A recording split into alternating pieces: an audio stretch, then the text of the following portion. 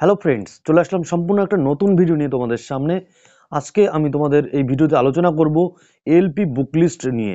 তোমাদের সায়েন্সের জন্য কি কি বই পড়তে হবে, তোমরা যারা ইংলিশে পড়বে তাদের জন্য কি বই লাগবে, যারা বাংলায় পড়বে তাদের জন্য কি বই লাগবে, যে বই থেকে 100% কমন আসবে এবারের এলপি এক্সামে। তো চ্যানেলে নতুন হলে অবশ্যই চ্যানেলটিকে সাবস্ক্রাইব করো, ভিডিওটি লাইক করো এবং শেয়ার করো। দেখো, ফার্স্টেই বলছি, তোমাদের যে সায়েন্সের কিন্তু মেইন যে বই হয় না, সিলেবাস সংক্রান্ত যে বইটা দেয়া থাকে, সিলেবাস যেটা দেয়া থাকে সেটা হচ্ছে ইংলিশ মিডিয়ামের জন্য। সে বুকটার নাম হচ্ছে তোমার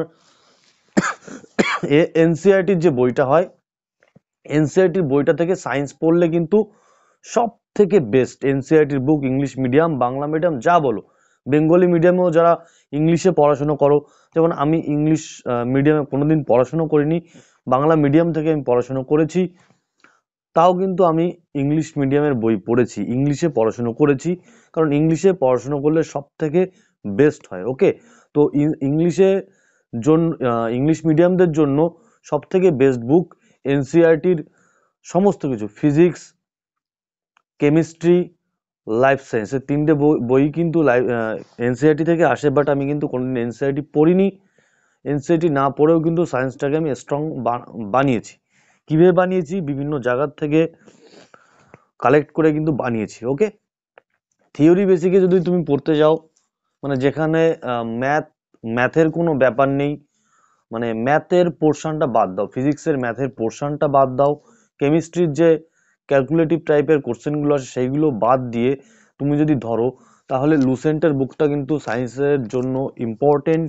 তুমি এখান থেকে কিন্তু জিকেও তোমার, আমি একটা বই থেকে সায়েন্সও পড়েছি, জিকের পোর্শনটাও পড়েছি। ওকে, তো সায়েন্সের জন্য এখানে কিন্তু লাইফ সায়েন্সটা তুমি এখান থেকে পড়তে পারো। লাইফ সায়েন্সটা কিন্তু খুব সুন্দর করে লুসেন্টে দেওয়া আছে অনলাইনার হিসাবে, এবং আমি আশা করব এলপির এক্সামের জন্য লাইফ সায়েন্স যদি তুমি লুসেন্ট থেকে পড়ো, ইজ মোর দ্যান এনাফ। ওকে, এর সঙ্গে আরেকটা বই বলবো, সেটাও তোমাদের দরকার হবে লুসেন্টের সঙ্গে, কারণ সেখানে কিন্তু পিকচার, মানে পিকচার দেওয়া আছে, পিকচারের সঙ্গে সেখানে আন্ডারস্ট্যান্ডিং মানে বোঝানো আছে। তো এই বইটার সঙ্গে আর একটা বই তোমাদের বলবো। কিন্তু আমি বলছি, যারা সায়েন্স এখনো শুরুয়াত করনি, যারা নিউ, তারা কিন্তু, তাদের কিন্তু আর বেশি সময় নেই হাতে। এলপি এক্সাম যেহেতু বলে দিয়েছে কোন মাসে হবে, তো সুতরাং তাড়াতাড়ি করার জন্য তোমরা কিন্তু লুসেন্টের বই থেকে তোমরা সায়েন্স পড়তে পারো। ওকে, এই একটা বই থেকেই তোমরা সায়েন্সের তিনটে সাবজেক্টই কিন্তু লুসেন্ট থেকে পড়তে পারো কম টাইমে। সিলেবাস কভার করার জন্য Lucent is the best book. Okay, এখনো লুসেন্টের মতো বই হয় না কম টাইমে কভার করার জন্য, তার মানে এটা কিন্তু মাথায় রাখবে সব সময়। ওকে, আর সায়েন্সের, এবার ভালো কথা বলে রাখি তোমাদের, সায়েন্সে কিন্তু, আচ্ছা সেটা বলার আগে তোমাদের আরেকটা জিনিস বলি, এই যে লুসেন্টের বইটা বললাম, তার সঙ্গে তোমরা এনসাইক্লোপিডিয়া অফ জেনারেল সায়েন্স আরিয়েন্টের বইটা আসে, ভালো করে দেখে রাখো, এনসাইক্লোপিডিয়া অফ জেনারেল সায়েন্স। ওকে, এই বেসড অন এনসিইআরটি সায়েন্স বুক, সেটা এনসিইআরটির উপরে বেস করেই বানানো হয়েছে। ওকে, এটা আমি কিনেছিলাম, এই বইটা ফার্স্টের দিকে পড়িনি, বাট গ্রুপ ডি এক্সামের আগে কিন্তু বইটা পড়েছিলাম, এটা আমাকে যথেষ্ট হেল্প করেছে।